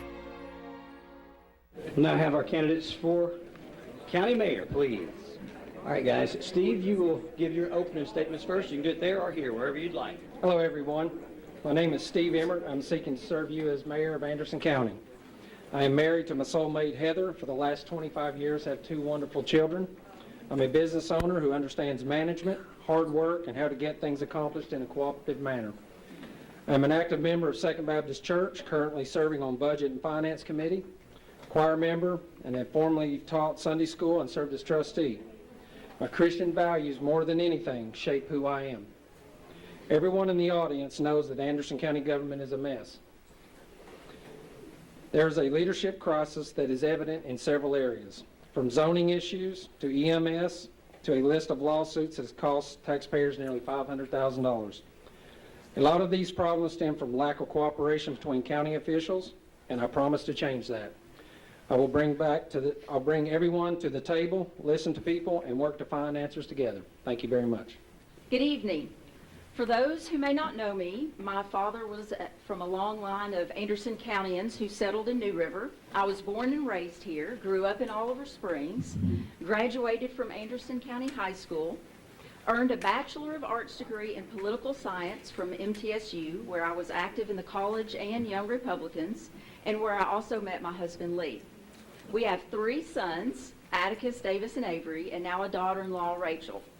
My husband and I operated a small restaurant here in Oak Ridge for over 20 years, and we live in Clinton. When I first ran for mayor, I promised to bring my business sense to work in government. I pledged to work my hardest to keep taxes down, while at the same time offering efficiencies, innovation, and fresh new ideas. I've done that and more. When I ran my business and when I became mayor, I have always believed in serving people. I believe you deserve someone in office who will work for you, who will advocate for our county and its people, and who will give it 110% for all the right reasons. We got a lot of ground to cover. We're going to try and go quick, okay? Jim and I both have some questions I think that are relevant and that both of you all are anxious to ask. Let me get some of the fun stuff out of the way first. Steve, for you, Friday, you heard the chairman of the Democratic Party call in and basically endorse you. I have been asked to ask you if you sought that endorsement. No, sir, I can't control the actions of other people.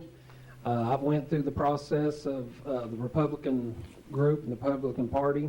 Matter of fact, I'm actually a bona fide Republican. So I voted Republican, and I believe in the Republican values. Just like Tim Shelton said, I'm a Christian, and I've always been Republican. So I can't control the actions of others. I can't control what other people do. But I'll tell you what I will do is I will serve all people, not just Republicans and Democrats, Libertarians, Tea Party. When somebody walks through my door, I will treat them equally. There is no D or I when it comes to the mayor's office. Mayor Frank, under the 81 rule, what do you see as your responsibilities? And after she answers, Steve, I'll let you answer that. What you see the mayor's responsibilities under the 81 rule?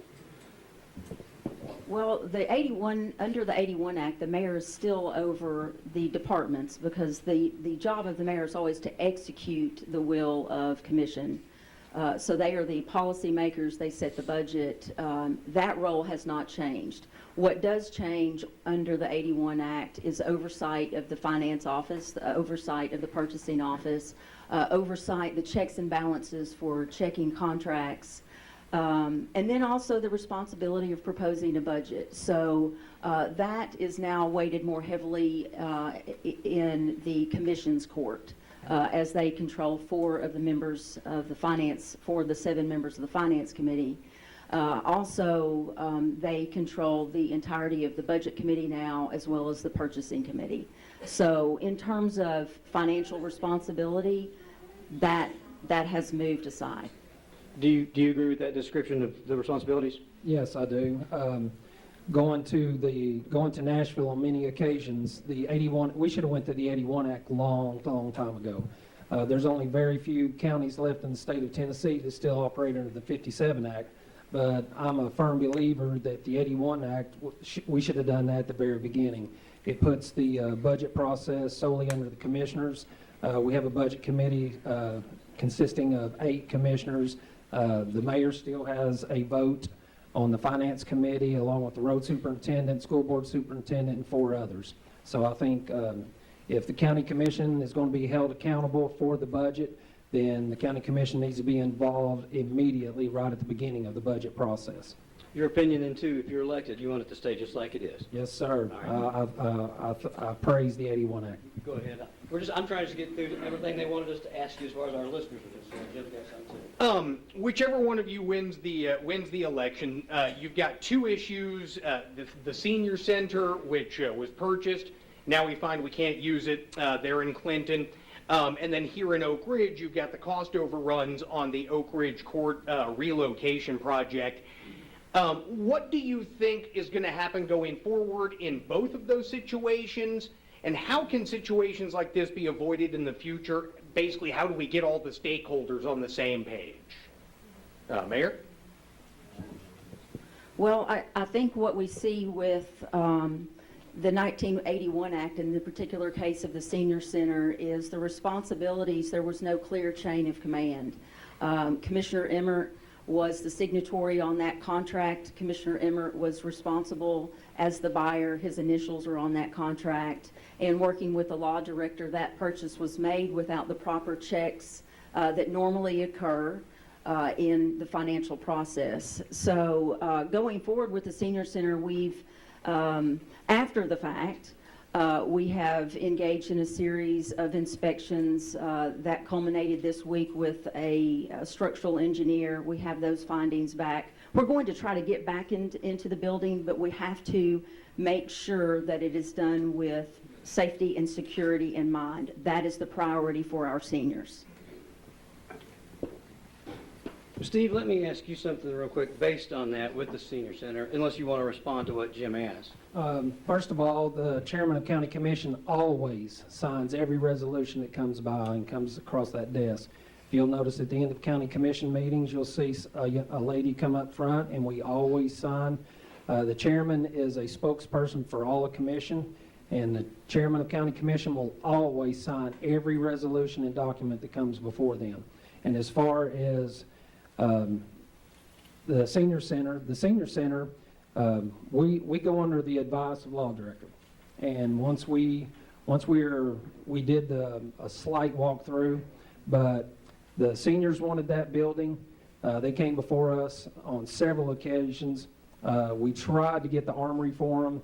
That didn't pan out, but once we told them about the Main Street building, they were all ecstatic about that. But anything can be fixed, anything can be worked on, and that's what we'll do when I become mayor. But keep in mind, mayor is over buildings and grounds, regardless. So if somebody was left out of the process, it was their fault and that was their responsibility. You mentioned that you follow the advice of the law director, and anybody that listens to me understands that I've taken issue with this because that's $600,000 of my money. How do we avoid that going forward? If it was a mistake, because I played on the radio station probably 100 times over, the law director in an open public meeting telling you guys he had it inspected and it came back good. And that's the exact quote. And that didn't happen. And you guys made decisions, and that was a mistake. How can we avoid mistakes like that from our highest ranking legal authority in the county going forward? Who holds him accountable to help guide him not to bring us there? Is it chairman? Is it the entire commission? The mayor? Who? Everybody? How do we avoid that going forward? Because we've had quite a few of those lately. Go ahead, Steve. County commission, people don't realize county commission is a part-time job. So, but really and truly, it is a full-time job as far as when you get home. I've been told that I should have went and done inspections myself since I'm a general contractor. That is not my job. It's illegal for me to go and do inspections. I'm not a certified inspector. I will not be a certified inspector. So that is not my job.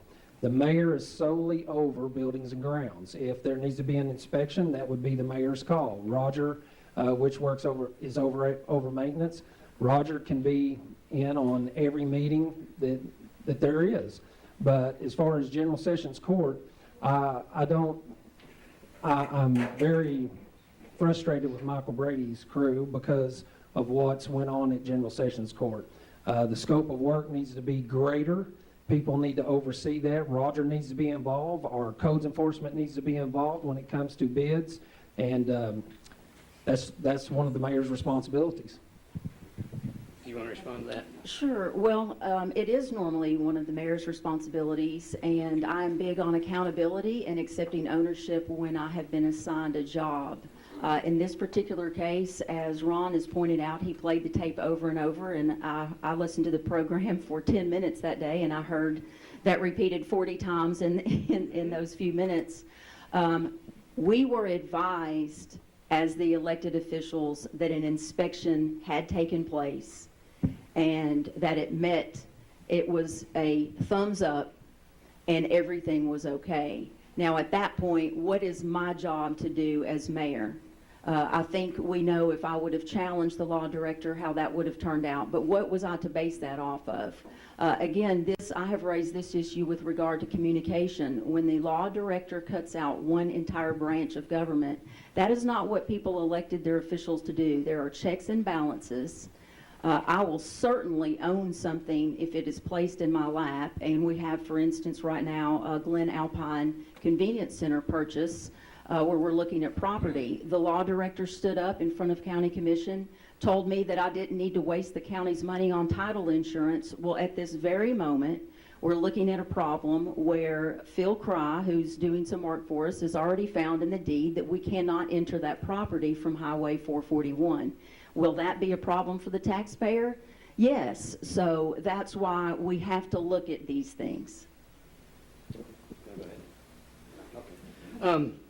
Steve, I've already asked you this, you've answered it, but they've asked me to ask you again, ask the mayor. If you're elected, will you impose a wheel tax? And Mayor, the same question. I'm No sorry. way on a wheel tax. I'm sorry. I don't know where that started and where it's coming from, but no way on a wheel tax. Thank you, Mayor. No, sir, no wheel tax. I think the idea gets resurrected every few years, and as Jeff Cole knows well, but no wheel tax. We've got some of the executive summary for EMS. EMS is having some problems. We got some financial problems. The full summary, I think, is going to come out later in April. Myron's going to come on the radio and talk about it. We'll probably have a lot of folks coming on the radio talking about it. I'm just going to real quickly. It says here, Anderson County EMS is fighting a valiant but likely unwinnable battle to remain financially and operationally viable as a self-funding entity in both the emergency and non-emergency spheres. The decision to change the ambulance service to a special revenue fund in 2017 away from an enterprise fund was prudent.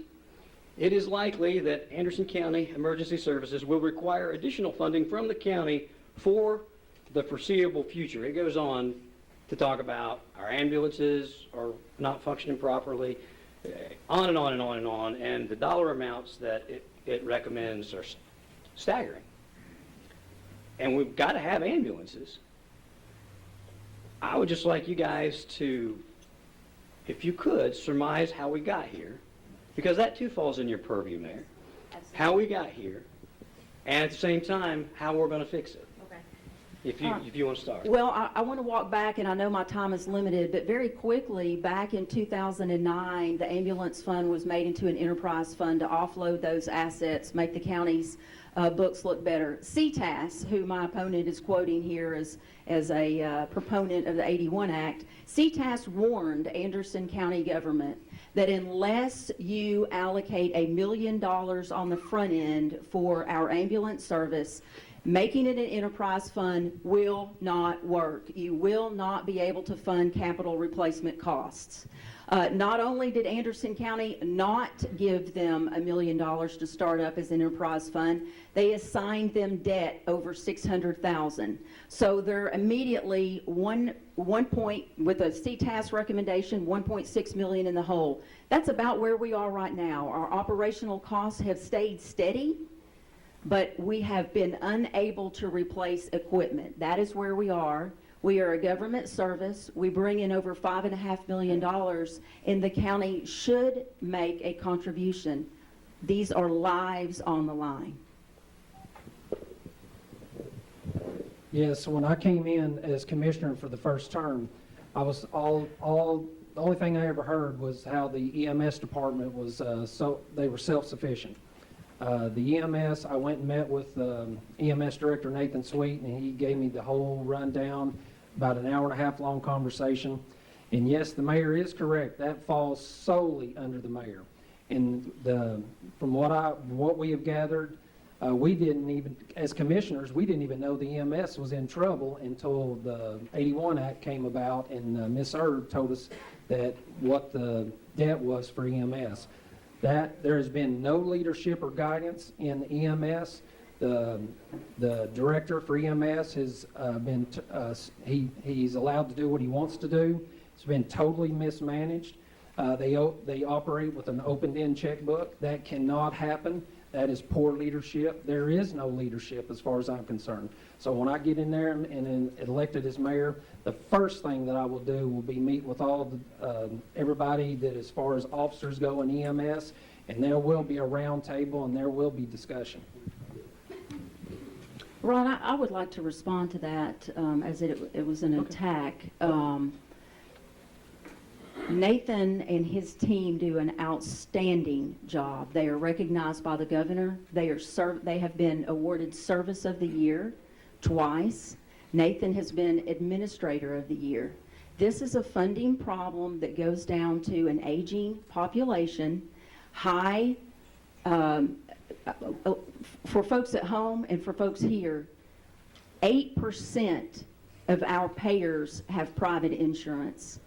We are looking at a majority of folks who have Medicare and Medicaid try to run any business when the costs are capped. When I have come to commission with ideas, and I'm going to bring this one out as one example, I came asking the federal government, our elected leaders, Senator Corker, Senator Alexander, and Congressman Fleischman, to work with bipartisan members of Congress to increase Medicare reimbursement rates. These issues are taking place nationally. Here was Commissioner Emmert's response to a request. I am signing as chairman. I voted no. Now, why would you vote no to increase the reimbursement rates for Anderson County EMS unless it was going to destroy your political plan to run for office? There is no excuse for that. All right, Mayor, your time is up. Steve, do you want to respond to that Oh, real yes, quick? definitely. The reason I didn't want my name on that resolution, first of all, is because they started out with a $5.4 million budget. Then they come in and want $450 more with no, here we go, an opened-end checkbook. I will not give them any more money for the EMS. We have a great EMS department, but that doesn't mean we have great EMS leadership. We need to focus on the leadership aspect of it. The mayor is solely over the EMS, regardless of the signature. I don't want my signature on giving them any more money after commission tells how they have been mismanaging and misspending their funds that they've got now. P cards show it. So frivolous spending has to end, and that starts with leadership. Let me see. I want to see if I understand this so folks at home can understand this. It is your opinion, Mayor Frank, that County Commission underfunded it as per the recommendation of CTAS. They said you start with $1 million or it will fail. Yes. And we started with a $600,000 deficit. So that's Yes, your sir. opinion of why it failed. And Commissioner Emmert, your opinion is that our management operates with that we've overspent ourselves. Completely. Okay. We can't do that, Ron. The commission sets a budget, and we would have, if we overspend our budget, there's an audit finding. You cannot overspend your budget. They set the budget. EMS actually receives approximately $5.5 million in revenue. The Sheriff's Department doesn't bring in that kind of revenue, but we look at that as a service. It is a service to the citizens. We owe it to the citizens to respond in an emergency, to tackle crime. We invest in that. Why do we not see it as an important thing to invest in life-saving medical treatment? Well, but in fairness, we're upside down. I mean, we're bringing in money, Yes. but we are upside down. I challenge anyone in this room or at home to Google emergency medical service, ambulance service across the nation right now and see what is happening all across the nation.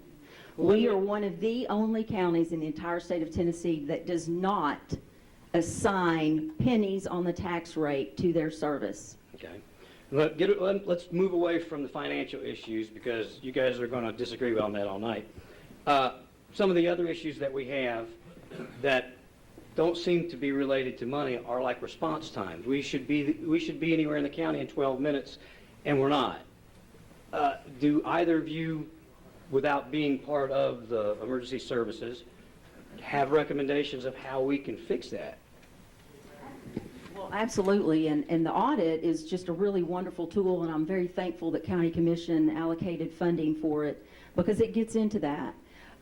When they talk about benchmarks for success, they note that the only thing that County Commission has been focused on is downward pressure on price. And you have to set performance standards. And performance standards, and we can talk to our Sheriff's Department, we can talk to our Judicial Task Force. You set those standards, and then you have to fund what it takes to get there. Yes, we can improve time, and it also is probably going to be another station somewhere. It's going to be some more ambulances, and all of those things cost money. So yes, there are definite ways to improve that, but we also need to work with Commission, and they need to partner with our ambulance service and say, what do we want for our citizens? For instance, the folks in Bryceville, what do we want their response time to be? Steve? Yes, we have to look at demographics as well. With the train that we have, yes, everybody wants quicker and better response time. We've got a great EMS department, but that don't mean we have great leadership. You can talk with anybody in EMS.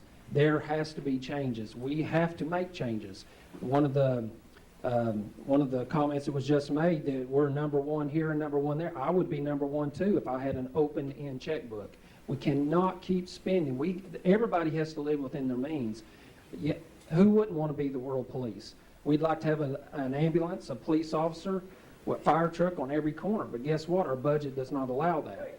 But we need to, as leadership, we need to step in. We need to see where the money's being wasted, and we need to do what's best for Anderson County. I've got a couple more questions, but they're asking me to wrap up. But I will leave it to you guys. I've got a couple more if you'll give me the permission to do it, or if you're ready to wrap up, I'll wrap up. You sure? All right. Very quickly. I've just hijacked all your questions, haven't I? I'm sorry. I would like to know if anybody knows the price for the court remodel, the full price. Where are we? We moved in today. William was talking about we had court down there today. How much has it cost? Either of you? It's well over $700,000.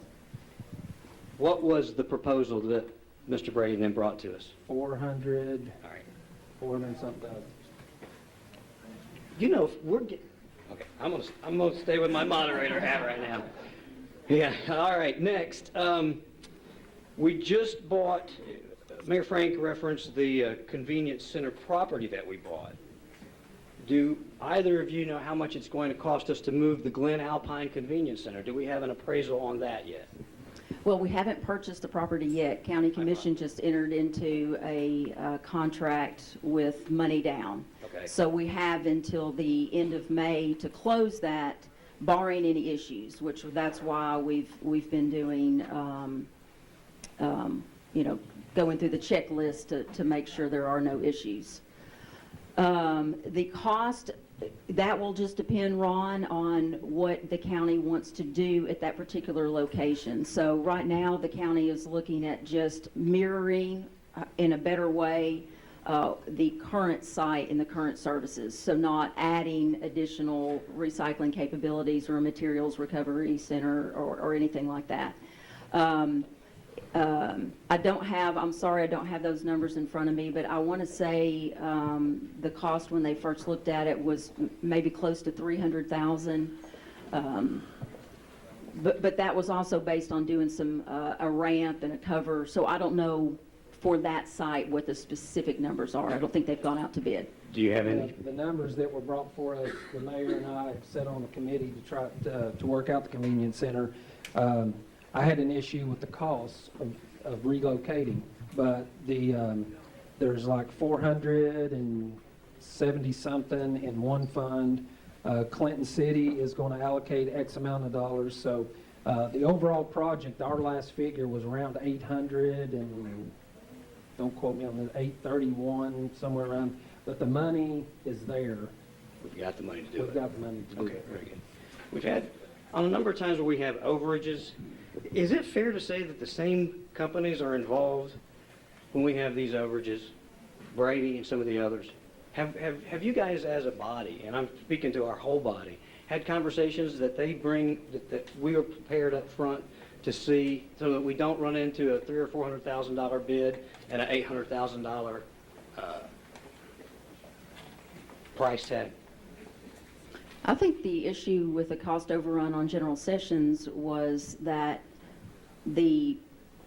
our law director is a legal advisor, and he became the project manager and the project owner.